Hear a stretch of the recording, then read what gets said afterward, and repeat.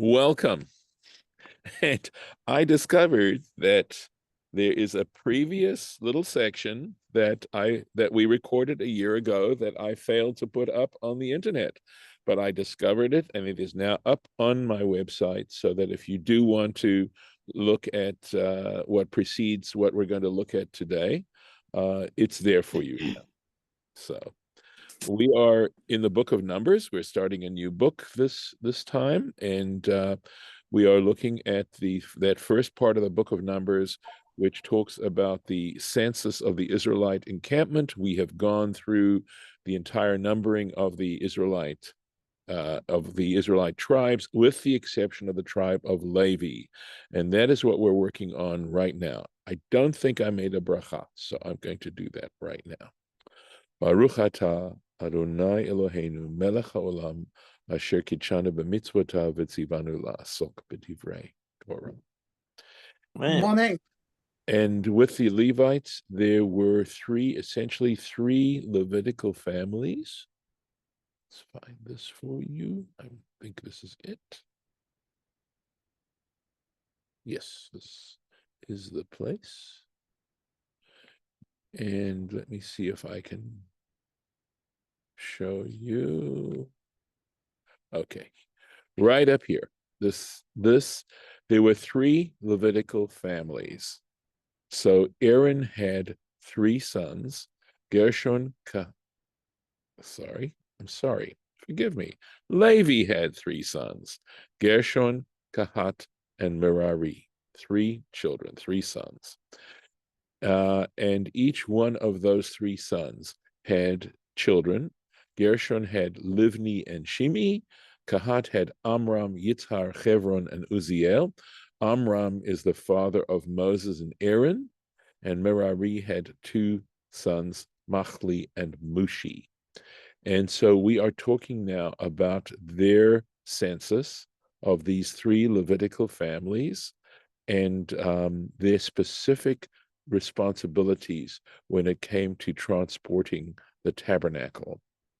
And what is interesting to remind you is that they weren't counted from 20 years old and up, males 20 years old and up, like the rest of the Israelite tribes. They were counted from 1 month old and upward.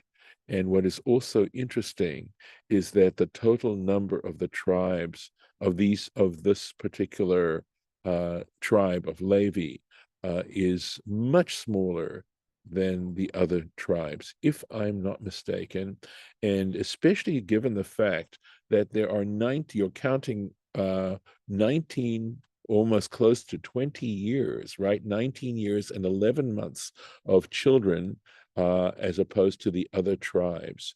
And so it's sort of interesting that the tribe of Levi is so small. So let's go in here. So we had the let's see here, looking to see.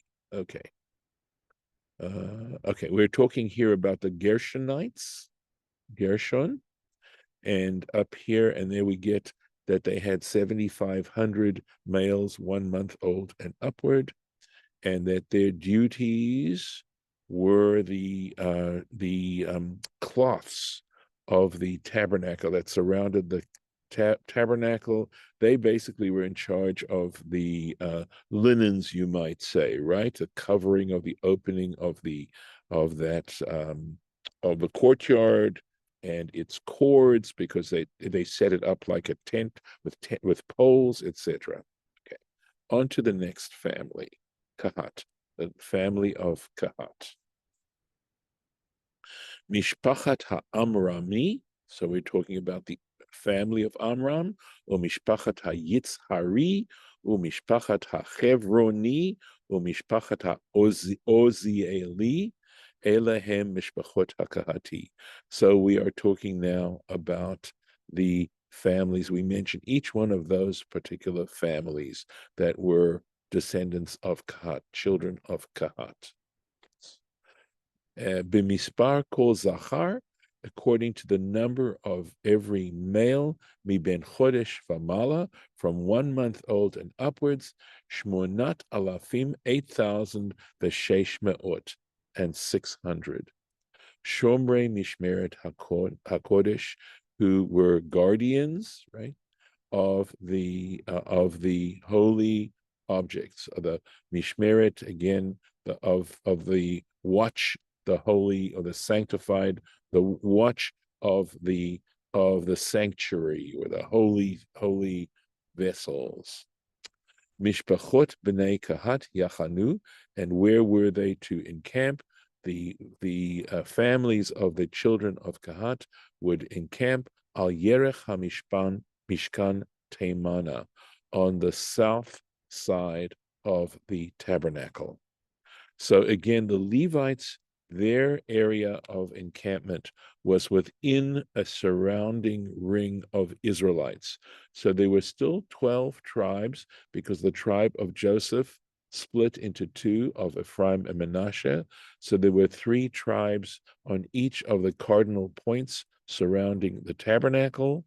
And then within that circle was, around the tabernacle itself, were Moses and Aaron on the east side, and then, as you can see, the 3 other Levitical families on the remaining 3 sides, each family, Gershon, Kahat, and Merari, on each side itself. Okay. Unasi veit av lemishpachot hakahaniti, and the prince, or the head of the paternal house of the family of Kehati, of the Kohatites, Elitzaphan ben Uziel, Elitzaphan, son of Uziel. And of course, again, interestingly, how the names of these individuals are all mentioned here in the book of Numbers. There are a lot of names mentioned in the book of Numbers, and the sort of implied question is, is there some significance in the fact that the Torah wants to preserve these people's names, and what mystical or mysterious element there is to that particular fact? Umishmartam, right, and their duties, what they had to guard: Ha'aron, the ark, v'hashulchan, and the table for showbread, v'hamenorah, and the candelabra, v'hamizbechot, and the altars, uchlei hakodesh, and the sacred vessels, asher yishartu bahem, with which they were to serve, v'hamasach, and the curtain, v'chol avodato, and all its work, literally. It looks to me that we have a Rashi on 29 here. Mishpachat b'nei Kahat yachanu v'gomer teimana, they should encamp on the south side. Usmuchin lahem degel Reuven, and he points out that literally it means the banner of the tribe of Reuven. He was the head of those tribes that encamped on the south, right? Hachonim Teimana, who were encamped on the south. So, and that the point about this is that when we read, well, let me just keep going with the Rashi. I won't anticipate. Oy l'rasha, woe to the wicked one, v'oy l'shcheino, and woe to his neighbor. L'chach laku mehem, and for this reason, the following were punished: Datan and Abiram.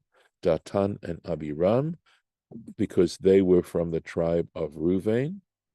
Matayim v'chamishim ish, and 250 men, im Korach, with Korach, v'adato, and his congregation, shenim shechu imahem, because they were drawn with them, b'machlokatam, in their mutiny. So pointing out the proximity, and perhaps a little bit more significance as to why we're told where these people were encamped. right?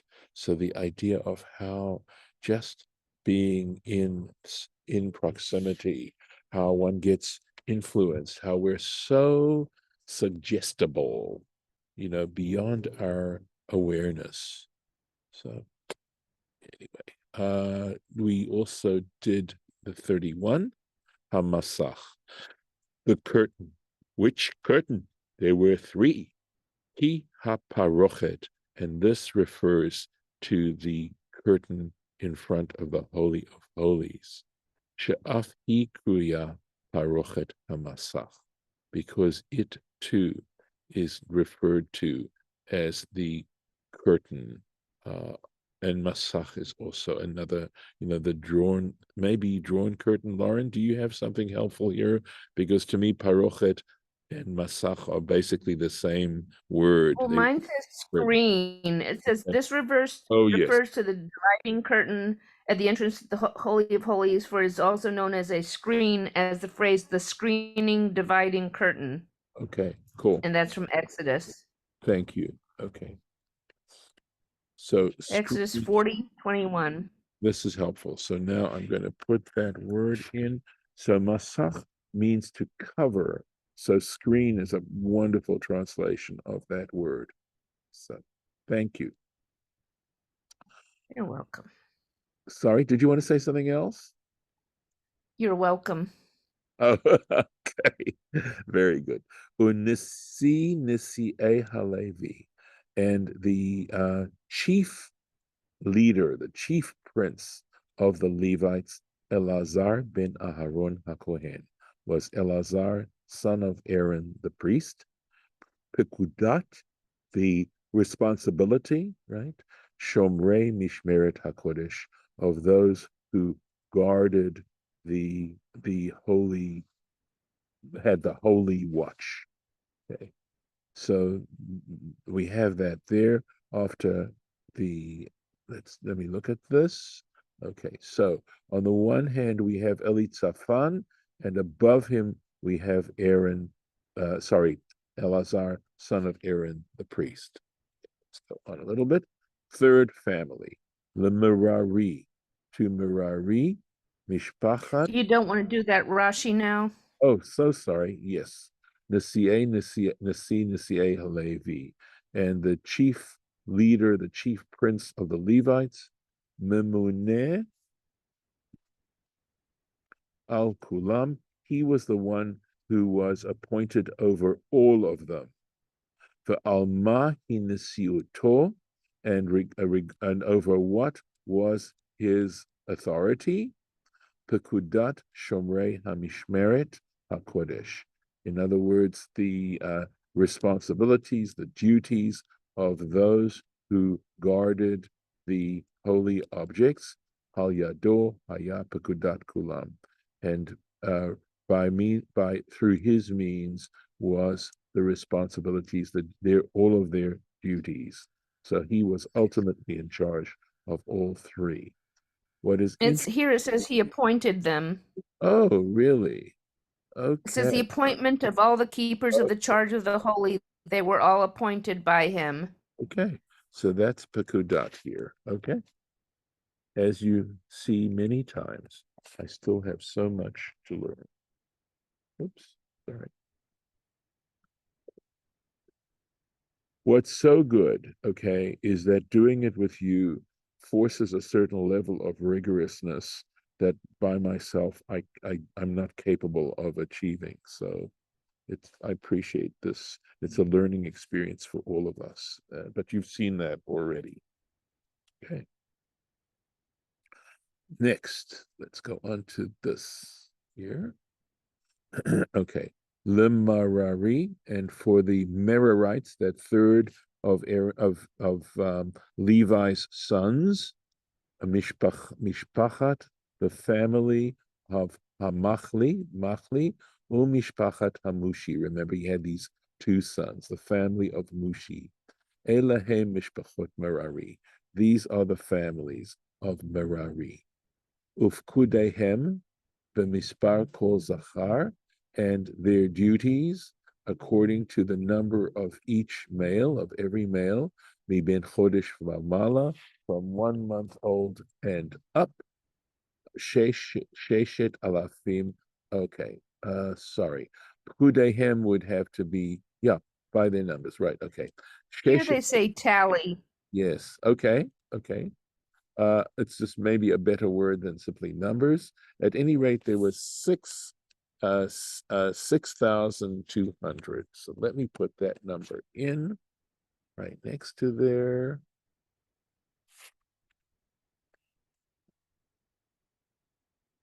So let me see something here. Okay. So did we, right. So we've got 8,600. We've got 6,200. So that is 14,000, right? Or, yeah, let's make sure I got this right. Sorry. Yeah, 14,800. And let's go back here. 14, that's 21, 22,3. So total number of 22,300. 22,300. And that's, remember, counting them from 1 month and up. And the other tribes were 20 years and up. So I just want you to see this. Let me see if I can find, if I wrote in the numbers here. No, I didn't, I'm sorry to say. I thought I did. But here we go. We look at, for example, let's see here. So these are just Naphtali, males. right? So these males, oh, just males, right? Right. So here we have 53,000, 53,000, and we've got, if I'm not mistaken, 23,000 Levites. So much smaller, and that's just one. I don't have all the numbers, but I don't think there's any other tribe that is as small as that by any stretch. Let's keep going here. Why would that be? That is such a great question. So, the irony is, and that really may be a very deep question, and the reason is that possibly their nearness and their responsibility to such holy things made it a riskier job for them. That God would hold them accountable in a way that perhaps God doesn't hold accountable people who are not as engaged in holy work. And so there's a couple of points, couple of thoughts that I have. Likewise, to the extent that the Israelites and the Jewish people have been involved in holy work, our numbers are small, and we have faced many moments when we were attacked and killed off, and large numbers were, of our population were destroyed, and quite possibly because of the how can I put it, the responsibility to act in a holy way, and that we weren't able to fulfill. I'll leave it in, I try and put it in a non-judgmental way. Saying one more important point. It again, if in fact this stage of life is nothing but a brief stage, and that the real purpose of this life is not to get as much pleasure as you can from it.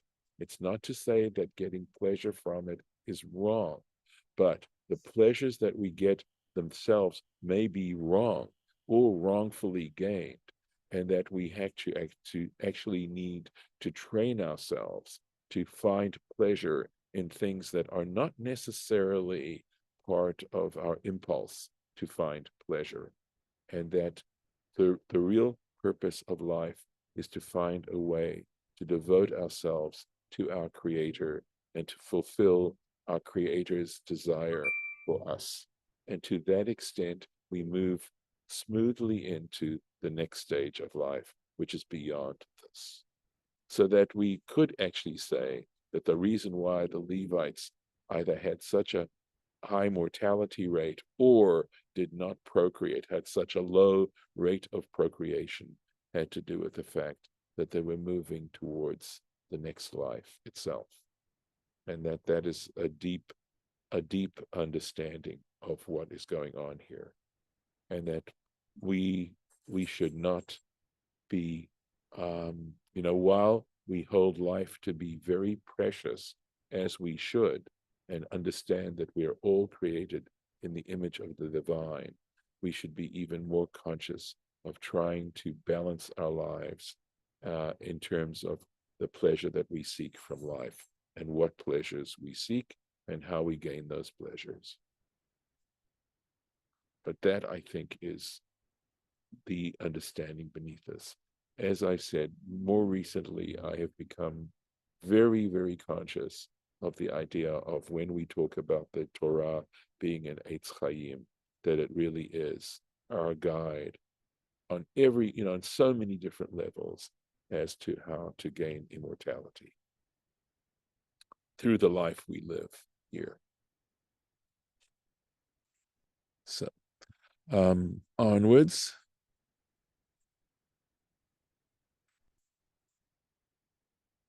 Let's see, where did we leave off? Oh, okay, there we go.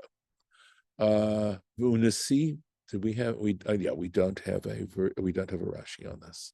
Unasi Beit Av Lemishpachot Merari, and the leader, the prince of the paternal house of the families of Merari, Suriel ben Avichail. Suriel ben Avichail, another name for us. Al Yerech HaMishkan Yachanu Safona, and they would encamp on the side of the Mishkan, of the tabernacle, on the north side. On the north side. Ufakudat Mishmeret B'nai Merari, and the duties of the watch of the sons of Merari, Karshei HaMishkan, they were the boards of the tabernacle, Uvrichav, and its posts, I suppose, right? There were these poles that went through to secure it together. For Amudav, and Amud is a upright post. For Adanav, and its sockets. V'chol kelav, and all its utensils. V'chol avodato, and all its service, which I would understand meaning to actually put it up, to have to put it together. So let me see, did I leave out a verse? No, that's okay. So yeah, David. Yeah, so maybe I missed it, but how did these duties get assigned to the tribes? I mean, it sounds like every one of them will have a duty. How'd they get assigned? Okay, so remember, it was just the tribe of Levi that had these particular things. The other tribes were busy taking care of all that they had to take care of. The Levites, okay, that's number one. Number two, as Lauren pointed out in that translation that she had, they were appointed each. So, as to what each Levitical family, its appointment, that is divine, that was divinely appointed. Okay, in other words, these particular divisions of labor were appointed by Moses. Moses would have informed them what God had told him. So if your question is then, well, what about each individual element of these broad divisions of labor? We were told that Eleazar, the priest, son of Aaron, was in fact the one who actually divided it up and told each one of them what they were to do, if that was your question. Yeah, okay, yep, thank you. All right. Going on. Ufakudat Mishmeret B'nai Merari. Okay, we did that. Sorry. Amudei Hechatzer Saviv. So not only was it the boards of the tabernacle, that sort of inner sanctuary place, but also I'm tempted to call it the pillars, but they weren't pillars in that sort of heavy sense, but they were these upright poles that of the courtyard, saviv, around the adnehem, and their sockets. In other words, these I don't know, maybe we could call them standards. They were put into these sockets, avitodehem, and their pins, right?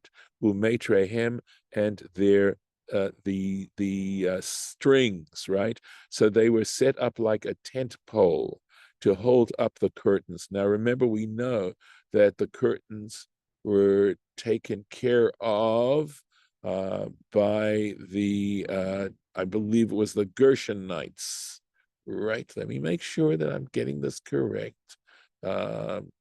Yes, right. The Merarites, yes, the Merarites were in charge of the hardware, so to speak, right? The boards and the posts that were used to hold up the curtains of the tabernacle, but the curtains themselves, and I'm also think, in other words, the cloth material was taken care of by the Gershonites. So, okay.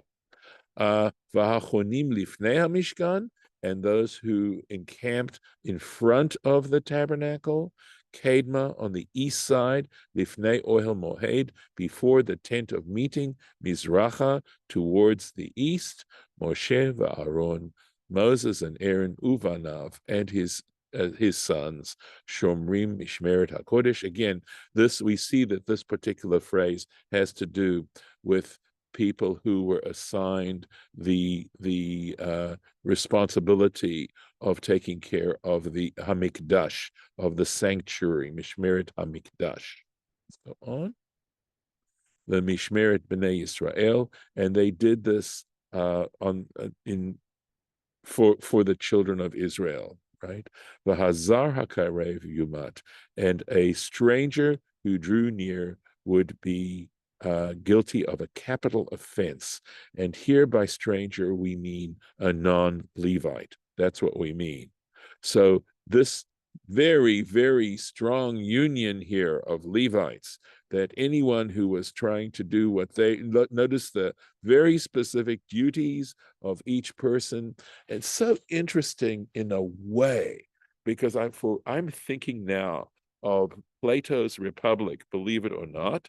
And basically Plato's Republic is, a theorizing as to what the perfect state would be, for a country or a state.